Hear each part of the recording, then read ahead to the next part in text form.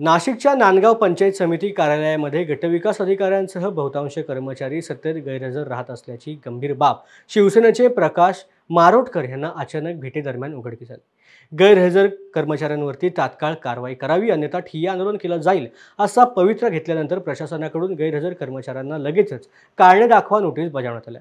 मात्र दांड्या मारणाऱ्या कर्मचाऱ्यांवरती सीईओ कडक कारवाई करणार का असा प्रश्न आता नागरिकांकडून उपस्थित होतोय। 7 दिवसाच्या आत बायोमेट्रिक प्रणाली न वापरल्यास तीव्र आंदोलन छेडलं जाईल असा इशारा प्रकाश मारोटकर यांनी प्रशासनाला दिला आहे। पंचायत समिती कार्यालय नांदगाव खंडेश्वर येथे कर्मचारी गैरहजर राहून मनमानी कारभार करीत असल्याच्या अनेक तक्रारी तालुक्यातल्या नागरिकांनी माझ्याकडे काही दिवसापूर्वी केल्या होत्या। आज अचानक आठवड्याचा पहिला दिवस सोमवार असल्यामुळे मी सकाळी 11 वाजता पंचायत समिती कार्यालयात अचानक भेट दिली असता त्या ठिकाणी बहुतांश कर्मचारी गैरहजर होते। कुणाचाही रजेचा अर्ज नव्हता, परवानगीचा अर्ज नसताना सर्व कर्मचारी गैरहजर होते। एवढंच नाही तर गटविकास अधिकारी स्वतः गैरहजर होते।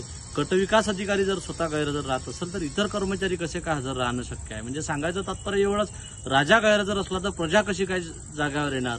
म्हणून जो या ठिकाणचा मनमानी कारभार आहे तो तात्काळ त्याच्यावरती बंधन घालावं गटविकास अधिकाऱ्यांनी आणि जे गैरहजर कर्मचारी यांना कारणे दाखवा नोटीस द्यावं व त्यांचा आजचा बिनपगारी अर्जित रजा करावी अशी मागणी गटविकास अधिकाऱ्यांना आंदोलनाचा इशारा देऊन केलेली आहे।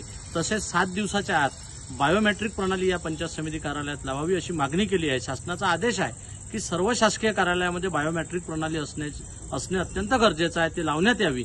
परंतु आपला मनमानी कारभार चालला पाहिजे याच्यासाठी इथल्या कर्मचारी अधिकाऱ्यांनी बायोमेट्रिक प्रणाली लावली नाही। म्हणून 7 दिवसाच्या आत जर बायोमेट्रिक प्रणाली लावली नाही तर आम्ही शिवसेनेच्या वतीनं, उद्धव बाळासाहेब ठाकरे पक्षाच्या वतीनं तीव्र आंदोलन छेडू असा इशारा आज या ठिकाणी आम्ही गटविकास अधिकारी आणि जिल्हा परिषदचे मुख्य कार्यपालन अधिकारी यांना दिला आहे।